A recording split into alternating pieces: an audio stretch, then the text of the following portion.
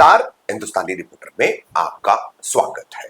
मुंब्रा में घटती हिंसक और खूनी वारदातें और कहीं ना कहीं इनमें से ज्यादातर वारदातों का संबंध नशे से निकलना। हाल ही में सब्जी विक्रेता अशरफ सैयद का हत्याकांड हो या फिर Chandnagar Ajit cooperative housing society में नशेड़ी द्वारा युवक पर किया गया हमला हो, फिर वहां पर महिलाओं के साथ में उससे पहले उसकी की गई दबंगई और गुंडागर्दी हो, तो इन तमाम चीजों को लेकर के मुंब्रा पुलिस, जिसने अब कुछ पत्रकारों को बुलाया और अशरफ हत्याकांड में खुलासा किया कि नशे का कोई मामला नहीं है, नशे पर हमने कंट्रोल पा लिया है, नशा हमने यहाँ पर जो है अच्छा खासा खत्म किया है, कंट्रोल किया है, इतनी केसेस किए, इतने का माल पकड़ा है, ऐसी सब जानकारी दी गई। आपको बता दें, मुंब्रा कौसा में ऐसे तो नशा मुक्ति आंदोलन, नशा मुक्ति अभियान, ऐसी सब चीजों पर बातें, काम, रैली वगैरह कई सारे राजनीतिक दलों ने, सामाजिक संगठनों ने हमेशा निकाली। अब वो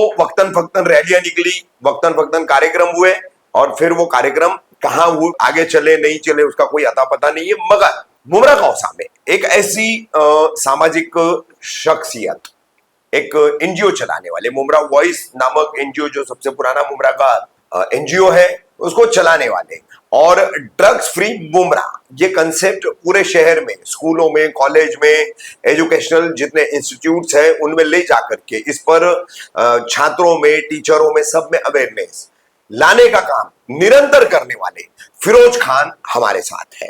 तो ये पूरा मुद्दा मैंने आपको जो बताया उसी पर हम फिरोज भाई से बात करेंगे कि उनके नजरिए में क्या है आज शहर में नशे की स्थिति, उसके अपराधों से जुड़ने का कारण, कि जो व्यक्ति खूनी वारदात करता है या युवा, जवान, नौजवान जो भी है वो खूनी वारदात करता है, तो नशे से क्या उसका संबंध है और जो उसको पुलिस प्रशासन द्वारा नकारा जा रहा है वो कहां तक सही है। फिरोज भाई, हिंदुस्तानी रिपोर्टर में आपका स्वागत है। नशे के खिलाफ एक लंबे अरसे से आप काम कर रहे हैं, मैं जाती तौर पर जानता हूं, आप स्कूलों में सेमिनार्स लेते हैं, काफी सारी जो है चर्चाओं का, गोष्ठियों का आयोजन करवाते हैं, पुलिस अधिकारी भी मौजूद रहते हैं, थाने नारकोटिक सेल के भी लोग आते हैं, उसके अंदर मकामी पुलिस के भी लोग रहते हैं और युवा वर्ग भी रहता है। अब हालात जो शहर के चल रहे हैं, आप भी इसी शहर में रहते हैं और आपकी भी नजर बनी रहती है, ऐसा नहीं है कि आप हमारी खबरें देख करके ही सब कुछ जानते हैं, आपके अपने सोर्सेज भी है, आपका अपना नेटवर्क भी है, तो शहर के एक हिस्से से लेकर दूसरे हिस्से तक क्या चल रहा है क्या नहीं आप अच्छे से जानते हैं। तो सैयद अशरफ हत्याकांड, फिर चांदनगर की वारदात और ऐसी कई वारदातें, लगातार खूनी वारदातें हो रही है। अभी आनंद नगर में जो है बुजुर्ग को टक्कर मार दी नाबालिग एक्टिवा चलाने वाले ने, तो उस पर बोलने वाले आदमी के ऊपर वार कर दिए गए, तो ये एक अच्छी लॉ एंड ऑर्डर की सिचुएशन तो नहीं कहलाती।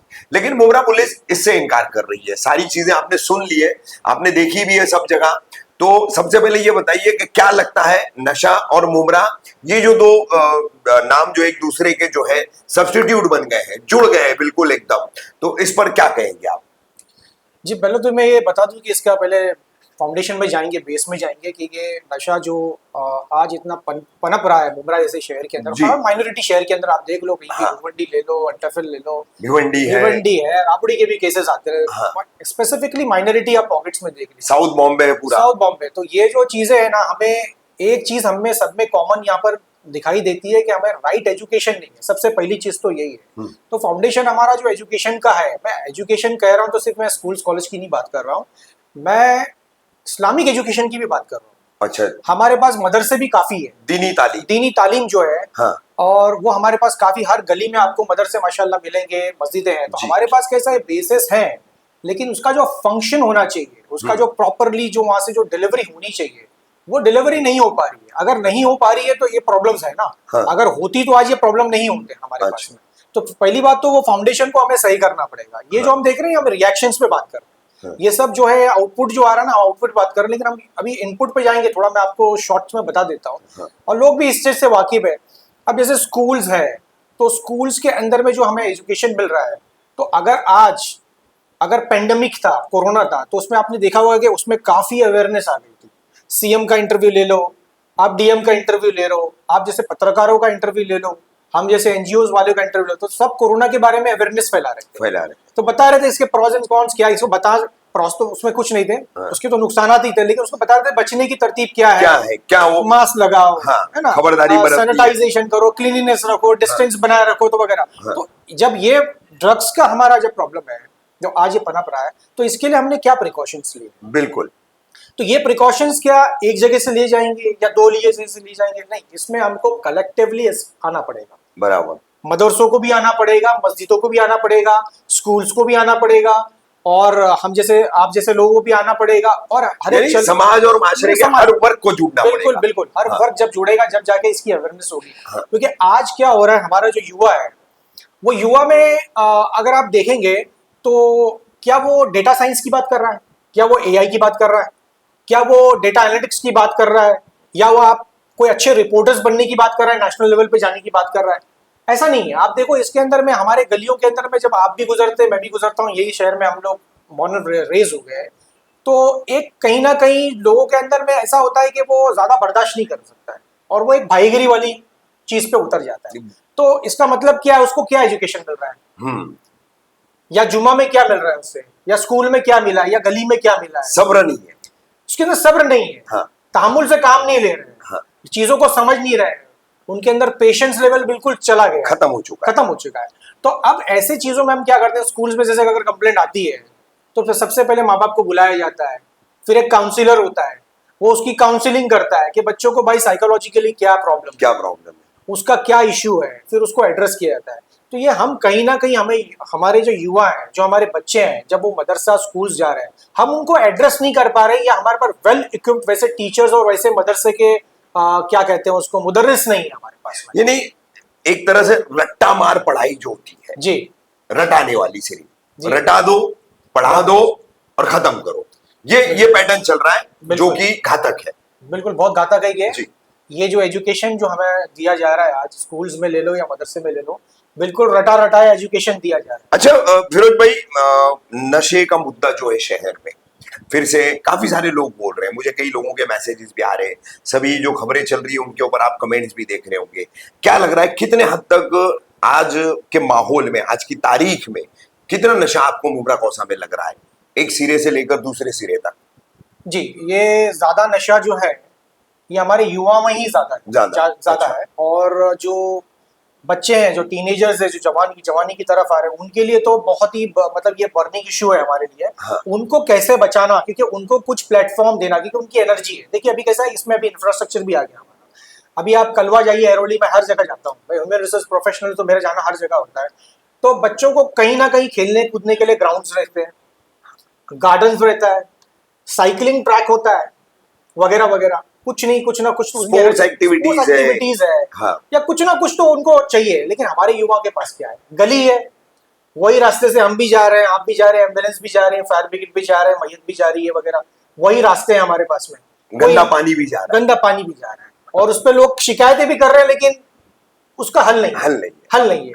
सफाई आधा ईमान है, अंदर मस्जिद में बोला जा रहा है, लेकिन वही नमाजी उसी के ऊपर से जा रहा है। और हम हालात आजरा से क्या करते हैं, हम हदीस से बता देते हैं सफाई आधा ईमान है, लेकिन सफाई आधा ईमान के साथ ये चीज हम हालात से आजर से इसको रिलेट नहीं करते कि ये सामने वाली बिल्डिंग का पानी जा रहा है, इस बिल्डिंग के लोगों को आप जाके बोलिए, सोसाइटी को बोलिए, हम इसको रिलेट नहीं करते। हाँ। क्योंकि अगर वो वहां बोल दिया तो फिर वो बोलने वाले पे आ जाएगा। हाँ। तो ये सिर्फ डर घबराहट जो है ना हमारे अंदर में, ये डबल स्टैंडर्ड जो हम चल रहे हैं, इशारों में बातें। मैं से कई प्रोग्राम्स में बैठा हूँ, अच्छे मोहब्बर लोगों के प्रोग्राम्स में, जहाँ पर अच्छे मुकर्रिर भी आए थे, और उनके मुकर्रिर बोलने से पहले कहा आज मैं तल्ख बोलूंगा, वो पूरा बयान खत्म हो जाता है, तल्ख क्या था वो समझ नहीं आता।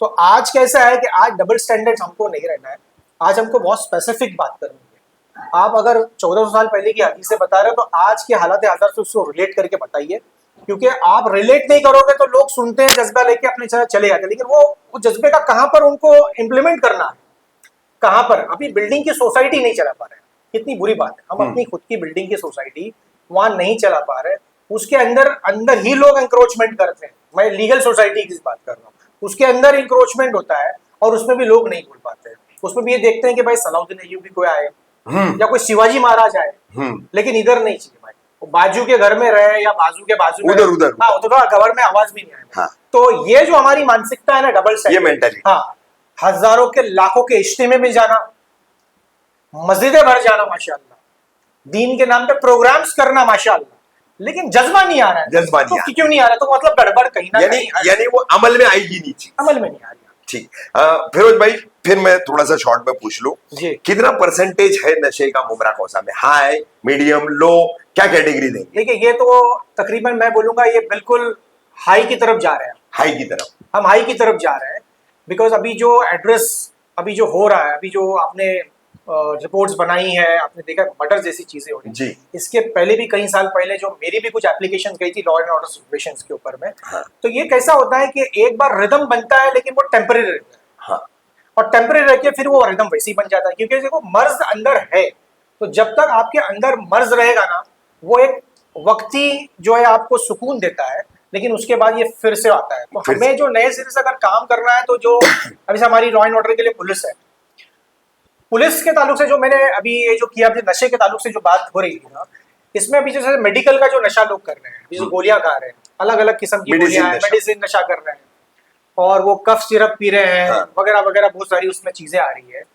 तो क्या होता है कि मैं बहुत सारी पुलिस से बात करता हूँ, तो वो एफडीए की बात है, तो मैं कई बार एफडीए ऑफिस गया, उनसे बात किया मैंने, तो मैंने कहीं ना कहीं ये पाया कि एफडीए और पुलिस प्रशासन और दूसरे डिपार्टमेंट्स में कोलैबोरेशन की कमी है, कम्युनिकेशन नहीं है, तालमेल नहीं है। हाँ, मैंने एक बॉटल ही ले गया था, मैं बोला सर इसमें सीरियल नंबर है, ये नीचे पड़ा हुई मिलती है, और हमेशा ये इसको आप रिवर्स ऑर्डर में जाके देखिए कहाँ मैन्युफैक्चरिंग कैसे।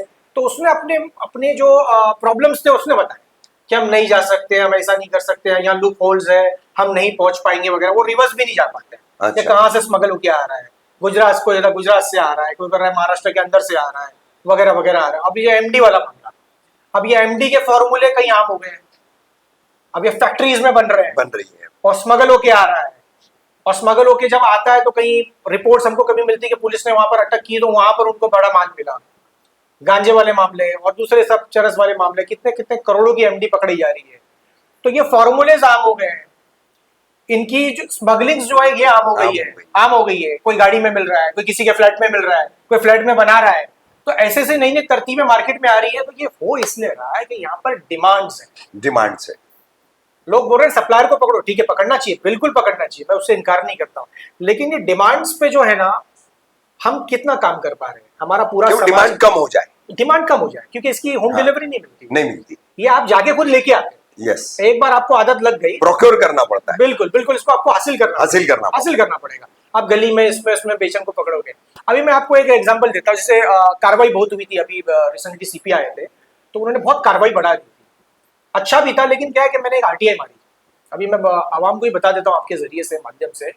तो उसके अंदर में आरटीआई में मैंने कहा कि ये 2 साल में 2022 से 24 के बीच में कितने केस दर्ज हुए, कि मैंने देखा कि बहुत ज्यादा केसेस पकड़े, एनडीपीएस के। हाँ। तो एनडीपीएस के जो केसेस होते हैं वो बहुत टफ केसेस होते हैं, उसमें बेल नहीं मिलती है, और बच्चों पे अगर एनडीपीएस पड़ गया अगर 18-20 साल वगैरह, तो उसकी आगे की जिंदगी है पूरी, तो वो केसेस उसके ऊपर रह जाते हैं। तो 618 केसेस सिर्फ मुमरा पुलिस स्टेशन से मिले, 618 केसेस, ये हो गए टोटल 2 साल में, सिर्फ 2 साल के अंदर।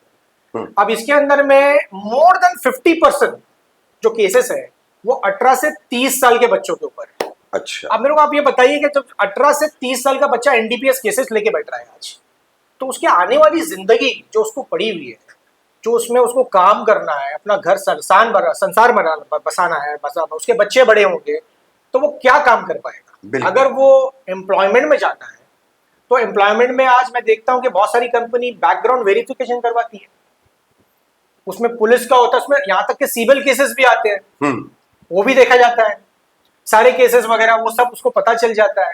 यहाँ तक कि इंटरनेशनल भी, बड़ी बड़ी कंपनी इंटरनेशनल भी केसेस आपके चेक करवा देती है, हमको मालूम है कौन से उसमें चेकिंग होती है वगैरह वगैरह। तो इनका करियर क्या है, इनका क्या फ्यूचर है, ये बच्चों को इसका ये रीअप क्या करेंगे? जीरो। तो हम है ना सजा देने की बात कर रहे हैं बच्चों को, हम उनके रिहेबिलिटेशन की बात नहीं कर रहे हैं। क्योंकि क्या हो रहा है, मैं इनको आइसोलेट करके बताऊंगा। अगर आपके पास में ऐसे बच्चे हैं जो नशे का सेवन कर रहे हैं, तो हमारा ये फर्ज बनता है कि उनको पहले आइसोलेट करके देखेंगे कितने केसेस हमारे पास में है, उनको अपने कांटेक्ट में लाएं, उनसे कुछ काउंसलिंग, उनको रिहैब सेंटर वगैरह वगैरह की बात करें, और पैरेलल ये मस्जिद मदरसे हमारे जो अवाम है जहां तक आप पहुंच सकते हैं, इनकी ये जिम्मेदारी बनती है कि जो आने वाली जनरेशन है जो इसमें मुलविस नहीं है, उनकी काउंसलिंग करके उनको बेदार करें कि इससे दूर रहे। कि ये जैसे कोरोना, जैसे मैंने एग्जाम्पल दिया, उसी तरह बेदार करे कि ये जो चीज है ये हानिकारक है। हानिकारक अगर आप इसमें एक बात बोली जाती है जो बड़े बड़े काउंसलर्स ने मुझे कही थी कि वंस एडिक्ट ऑलवेज एडिक्ट। जे एक बार आदमी नशेड़ी बन गया, उसके बाद फिर ऑन एंड ऑफ उसका चलता ही रहता है वो हमेशा। तो उसको अपने आप को जिंदगी भर बचाना पड़ता है, जो एकदम उसमें एकदम खो जाता है हो जाता है। हाँ। हाँ। तो इसमें पूरे समाज को सामने आना पड़ेगा और कोलैबोरेशन में काम करना पड़ेगा। अब जो लोग हमारे जैसे लोग जो काउंसलिंग का भी काम करते हैं, रिहैब सेंटर भेजने का भी काम करते हैं, ऐसे केसेस हम तक लाए, बच्चों को समझाए, तो हम जो है उनको कहीं ना कहीं जो है सेट करने की कोशिश करेंगे, रिहैब करने की कोशिश करेंगे। उनकी रिहैब सेंटर है।